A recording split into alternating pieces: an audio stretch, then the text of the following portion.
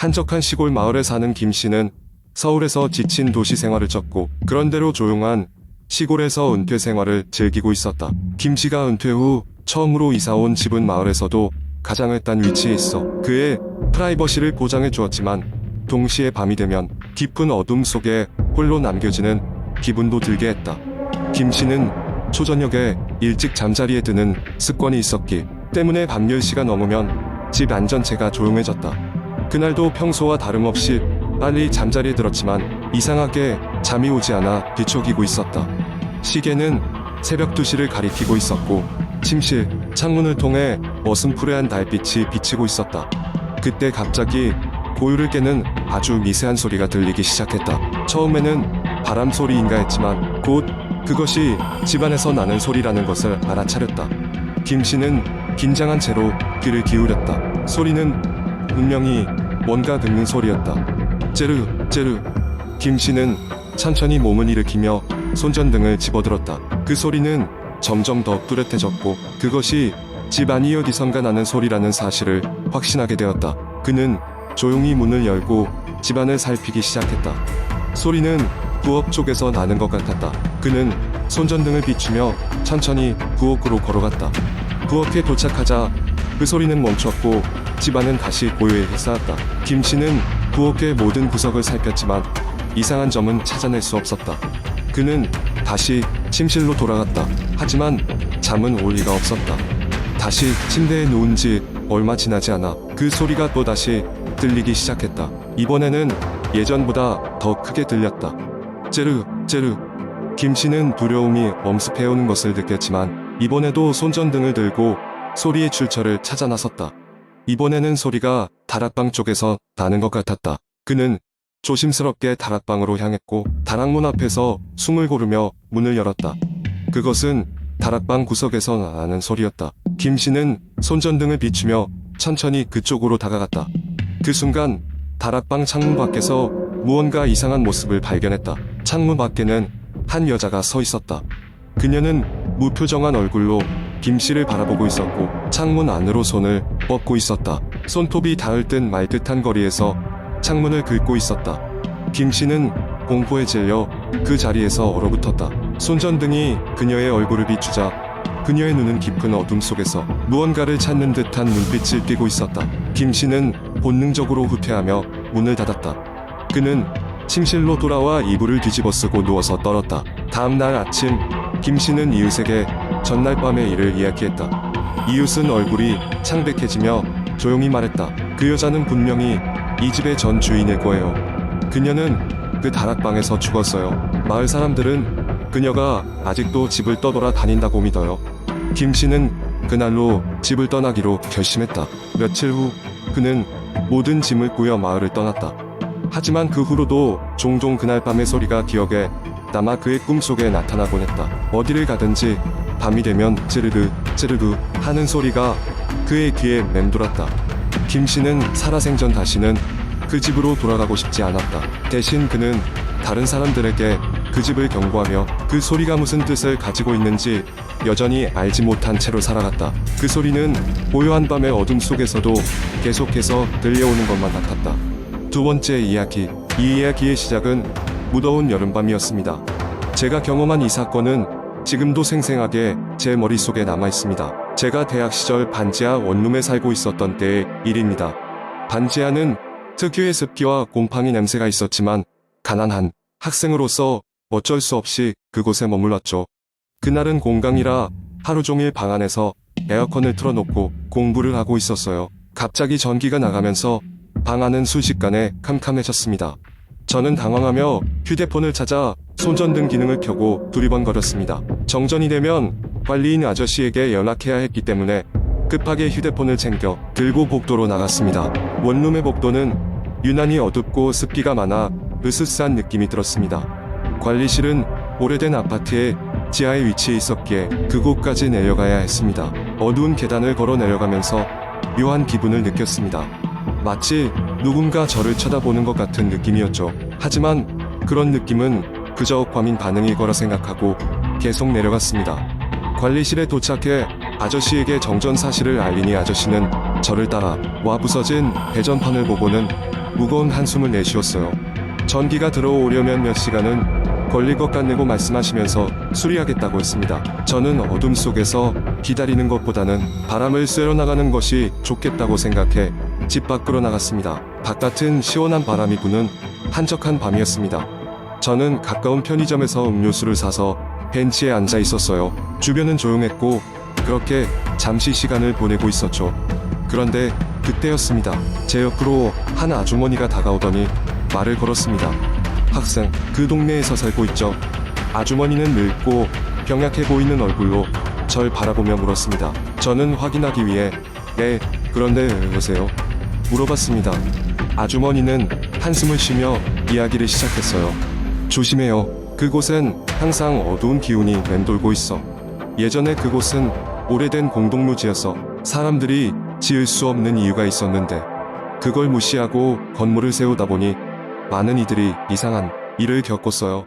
아주머니의 말은 점점 더 이상해졌습니다.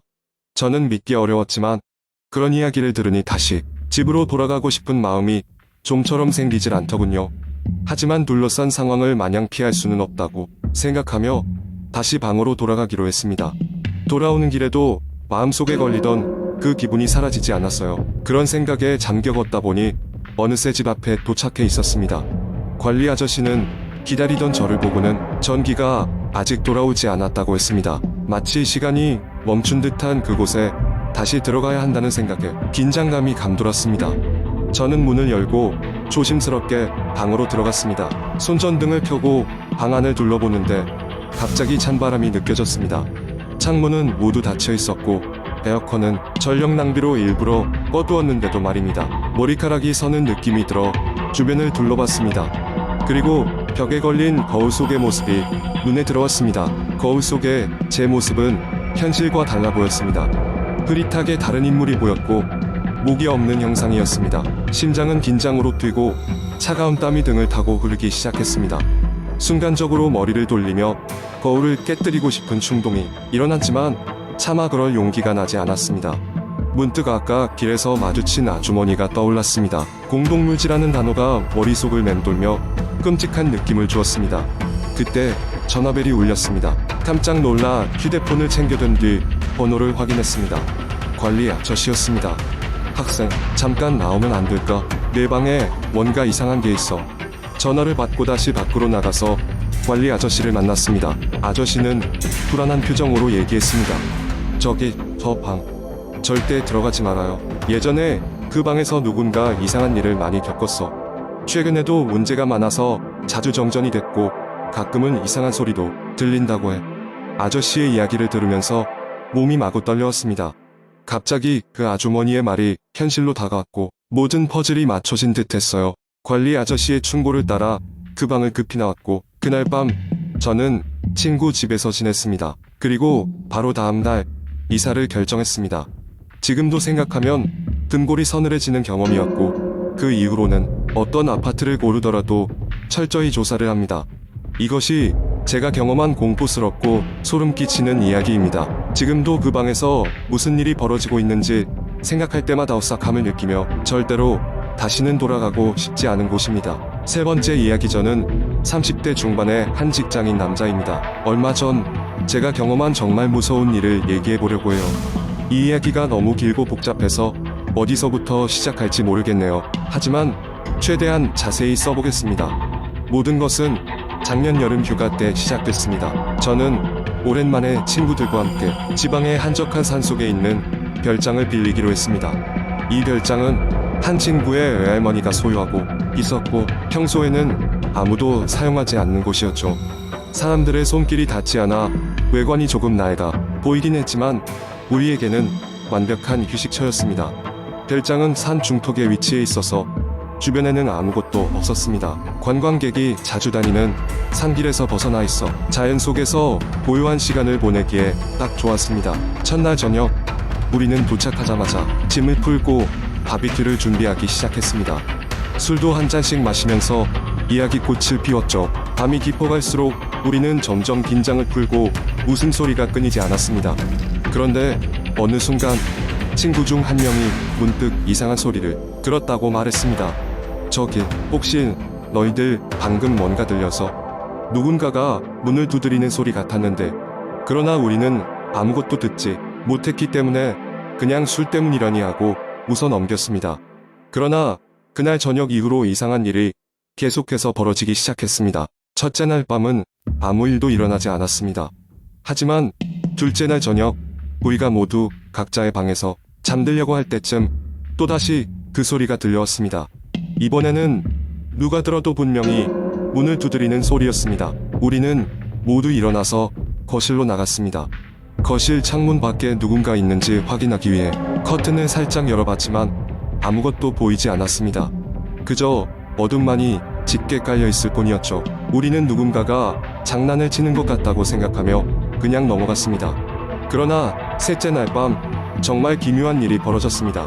이번에는 단순히 문을 두드리는 소리가 아니었습니다. 한 친구가 욕실에서 누군가 자기를 지켜보고 있다고 말했습니다. 우리는 곧장 욕실로 달려갔지만 역시 아무도 없었습니다. 하지만 그곳에는 이상하게도 물웅덩이가 생겨 있었습니다. 고민 끝에 우리는 별장 곳곳에 카메라를 설치하기로 했습니다. 누가 우리를 놀리고 있는 것인지 확인해야 했으니까요. 넷째 날 밤 모든 카메라가 설치되었습니다. 그리고 그날 밤 더욱 충격적인 일이 벌어졌습니다. 우리는 새벽 2시경 카메라에 녹화된 영상을 실시간으로 확인하고 있었는데 갑자기 화면에 무언가가 포착되었습니다.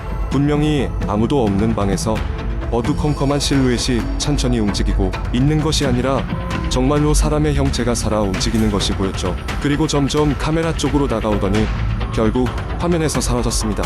우리 모두는 공포에 질려 아무 말도 못하고 서로의 얼굴만 쳐다보았습니다. 그리고 갑자기 방 안의 온도가 현저히 떨어졌습니다. 우리는 확실히 그 방 안에 무언가가 있다는 것을 느낄 수 있었습니다. 그렇게 우리는 한밤중에 별장을 떠나기로 결정했습니다. 짐을 대충 싸서 차에 타고 무작정 산을 내려왔습니다. 도시에 도착해서야 우리는 조금 안정을 찾았습니다. 그리고 별장에 있던 그 무언가가 도대체 무엇이었는지 알아보기로 했습니다. 이후 별장이 있는 마을의 한 노인에게 그곳의 과거에 대해 들을 수 있었습니다.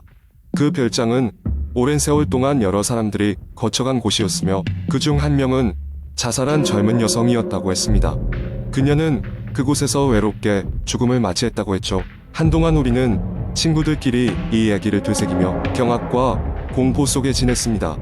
그리고 또다시 그것을 확인하기 위해 용기를 내서 별장을 찾지 않았습니다. 다만 별장을 방문한 그 여름밤의 경험은 여전히 제 기억 속에 생생하게 남아있습니다. 지금도 그때 생각만 하면 한기가 느껴지는 것 같아요. 결국 우리는 그 별장을 누가 사용하는지 확실하지 않은 상태로 두기로 했습니다. 하지만 한 가지 분명한 것은 그곳에는 우리가 이해할 수 없는 무언가가 존재한다는 점입니다. 저희는 다시는 그 별장을 찾지 않기로 했습니다. 그 이상한 경험은 우리에게 충분히 큰 교훈을 줬으니까요. 이 이야기가 끝났지만 마음 한구석에선 아직도 그 별장에서의 일들을 잊지 못합니다. 아마도 그 여성의 영혼이 아직도 그곳을 떠돌고 있는지도 모릅니다. 만약 여러분도 그런 경험을 하게 된다면 잊지 마세요. 때로는 어떤 일들은 그냥 잊어버리는 게 나을 때도 있다는 점을 말입니다.